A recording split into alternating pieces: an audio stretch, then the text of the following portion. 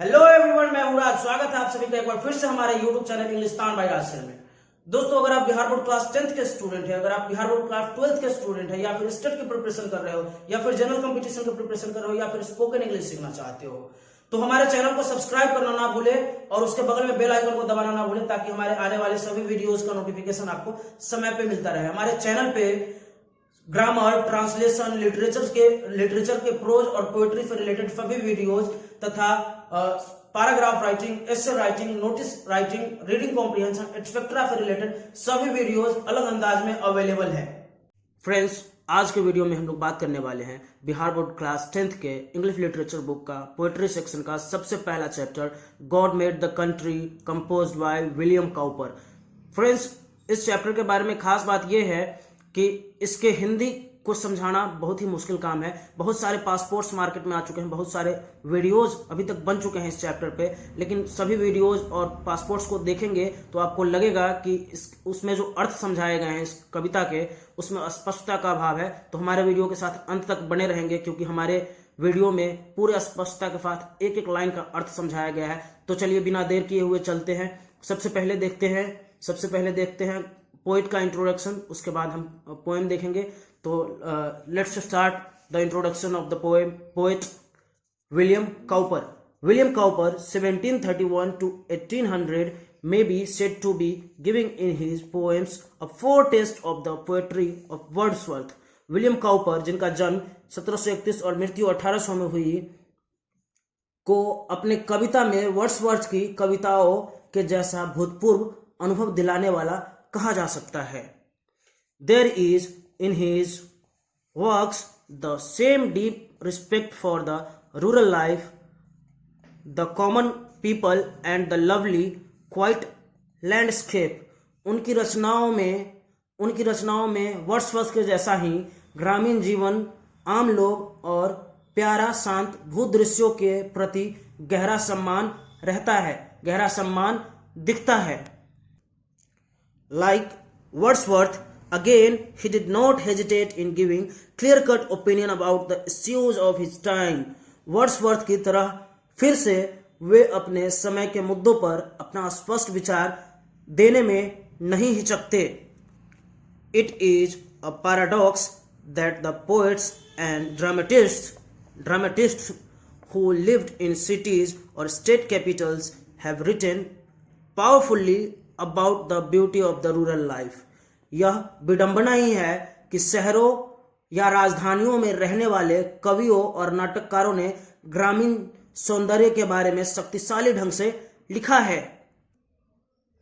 The simplicity of the common villagers engaged in humble professions, the abundance of natural life in the flora and fauna। Flora and fauna का मतलब होता है पेड़ पौधे और वन्य जीव। and the peaceful living they together make have always inspired poets to write on the life of the countryside। सरल पेशे में व्यस्त सामान्य ग्रामीणों की सादगी, वनस्पति और वन्य प्राणियों में स्वाभाविक जीवन की प्रचुरता और शांतिपूर्ण जीवन जो वे साथ साथ बनाते हैं, उन्होंने कवियों को ग्रामीण जीवन पर लिखने के लिए प्रेरित किया है।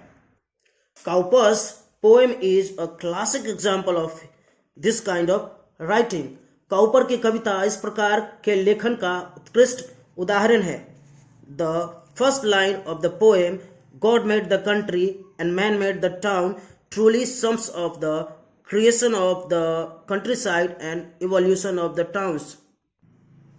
कविता की पहली पंक्ति God made the country and man made the town सच में देहात की रचना और शहरों के उद्भव का संयोग प्रस्तुत करती है।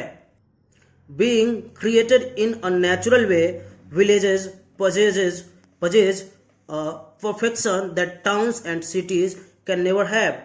स्वाभाविक रूप से निर्मित होते हुए गांव वह परिपूर्णता प्राप्त करते हैं। गांवों के पास वो परिपूर्णता है जो शहर कभी प्राप्त नहीं कर सकते, शहर के पास कभी नहीं हो सकते। Addressing the town dwellers, the poet throws light on the virtues of rural life and exhorts them to escape from artificial luxury and comfort to simple but enduring pleasures of a village।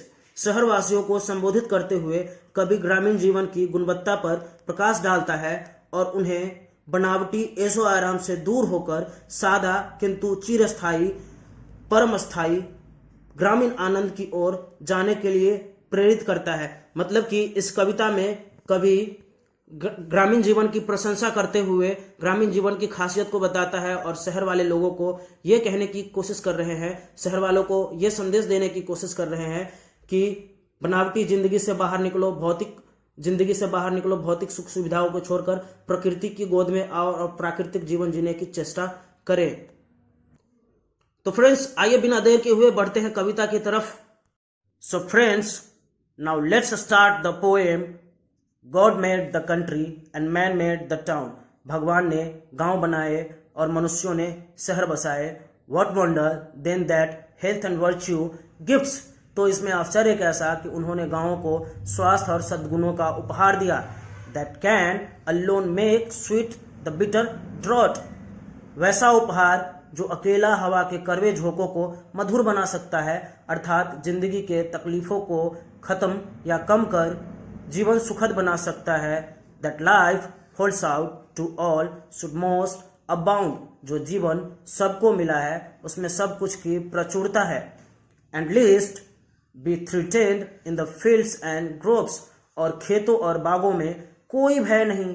इस stanza में कवि यह कहना चाहते हैं कि भगवान ने गांव बनाए और मनुष्यों ने शहर। तो जब भगवान ने खुद से गांव बनाए तो उन्होंने उसे स्वास्थ्य और सद्गुणों का उपहार दिया। तो इसमें आश्चर्य की कोई बात नहीं। भगवान ने गांव को जो उपहार दिए हैं वो जिंदगी की तकलीफों को कम या खत्म कर सुखद बना सकता है। जो जीवन गांव में जो जीवन सबको मिला है उसमें सब कुछ की प्रचुरता है, अर्थात गांव में रहने वाले लोगों की जिंदगी में किसी चीज की कमी नहीं। और गांव में खेतों और बागों में डर नाम की कोई चीज नहीं। सारे लोग बेखौफ रहते हैं यहाँ। तो इस प्रकार कवि पहले स्टैंजा में ग्रामीण जीवन की प्रशंसा करते हैं और दूसरे स्टैंजा में शहरवासियों को संबोधित करते हुए ये कहते हैं, पजेज ये, यहाँ पे ये का मतलब यू है, पजेज ye therefore ye who borne about in chariots and sedans know fatigue. तुम्हारे पास है इसीलिए तुम, मतलब कि शहर वाले जो रथों और पालकियों में चलने वाले, अर्थात भौतिक वस्तुओं या सुखों का आनंद लेने वाले, तुम क्या जानो थकान क्या होती है, बट दैट ऑफ आइडलनेस। तुम तो बस आलस्य जानते हो। And taste no sins. तुमको प्राकृतिक दृश्य जो गांवों में दिखते हैं उनका अनुभव कहाँ। But such as art contrives पजेज ये स्टील। लेकिन तुम्हारे पास भी वो कला है। पजेज ये स्टील योर एलिमेंट्स। वो तुम्हारे पास भी अभी भी वो अवयव है जिससे तुम्हारे पास अभी भी वो अवयव है। देयर ओनली कैन ये साइन, जिससे तुम अभी भी चमक सकते हो। इस स्टैंजा में कवि ने शहरवासियों को संबोधित करते हुए कहा है कि तुम लोग जो भौतिक सुख सुविधाओं में लीन रहते हो, तुम क्या जानो थकान क्या चीज है। तुम तो बस आलस्य जानते हो, अर्थात आलसी हो गए हो तुम लोग, और तुमको प्राकृतिक दृश्यों का कोई अनुभव नहीं। तुम तो ये भी नहीं जानते कि शहर से बाहर गांव में प्रकृति कितनी खूबसूरत है। लेकिन अभी भी तुम्हारे पास वो अवयव है कि तुम चमक सकते हो, अर्थात अभी भी वक्त है भौतिक ऐशो आराम को छोड़कर प्रकृति से जुड़ सकते हो। There only minds like yours can do no harm. केवल वहां, मतलब कि गांव में केवल तुम्हारे जैसे, मतलब शहरवासियों के जैसे दिमाग कोई नुकसान नहीं पहुंचा सकते। Our groves were planted to console at noon the pensive wanderer in their shades. क्योंकि हमारे बगीचे इसलिए लगाए गए हैं, क्योंकि गांव में बगीचे इसलिए लगाए गए हैं कि कोई दुखी राहगीर जलती दोपहर में आए तो उसे उसकी छाया में सुकून मिल सके। At eve the moonbeam sliding softly in between the sleeping leaves is all the light they wish.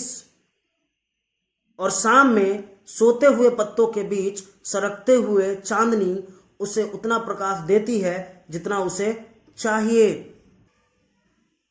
Birds वार्बलिंग all music, चिड़िया सभी प्रकार की संगीत सुनाती रहती है। We can spare the splendour of your lamps, हम लोग मतलब कि गांव वाले तुम्हारी बत्तियों के चकाचौंध के बिना काम चला सकते हैं। They but eclipse our softer satellite, तुम्हारी वो बत्तियां कुछ नहीं करती, बस हमारे कोमल उपग्रह पर ग्रहण लगाती है, अर्थात बत्तियों से उत्पन्न परछाइयां कई जगहों पर अंधेरा कर ग्रहण जैसा दृश्य बनाती है। Your songs confound our more harmonious notes, तुम्हारे गीत चकराते हैं, तुम्हारे गीत हमारे सद्भावपूर्ण स्वर को अपने शोर में गुम कर देते हैं। The thrush departs scared and the offended nightingale is mute, और थ्रस जो कि एक गाने वाली चिड़िया है वो डर कर पलायन कर रही है, भाग जाती है। And the offended nightingale is mute, और अप्रसन्न और अपमानित बुलबुल भी मौन है, शांत है, चुप है। इस प्रकार अंतिम स्टैंजा में कवि यह कहना चाहते हैं कि शहरी गीतों के कारण उसके शोर में हमारे सद्भावपूर्ण स्वर गुम हो जाते हैं, और गाने वाली पक्षी डर के पलायन कर रहे हैं, और बुलबुल भी अप्रसन्न और शांत है। मतलब प्रकृति हमसे रूठ रही है, प्रकृति धीरे धीरे हमसे दूर हो रही है। तो इस प्रकार इस कविता में कवि गांव की जिंदगी को बेहतर बताते हुए लोगों को ये संदेश देना चाहते हैं कि हम लोगों को शहरों के चकाचौंध से दूर होकर प्रकृति की गोद में सुकून से जीने की चेष्टा करनी चाहिए, न कि भौतिक सुख के पीछे भागनी चाहिए। So friends, now let's see the word meanings. Abound, be in plenty, मतलब कि प्रचुर या भरपूर मात्रा में होना। Threaten, to intimidate by threats, मतलब डराना या धमकाना। Sedans, a covered chain to be carried on poles, ये सेडेंस जिसको डोली या पालकी कहते हैं, इसमें क्या होता है कि बीच में एक बॉक्स टाइप का बना होता है और दोनों तरफ से वो खंबा निकाला होता है जिसको पकड़ करके ले जाया जा सके, उठा के ले जाया जा सके। फेटिग, एग्जॉशन मीन्स थकान। Contrive, to make something happen, किसी चीज के होने के लिए उपाय निकालना।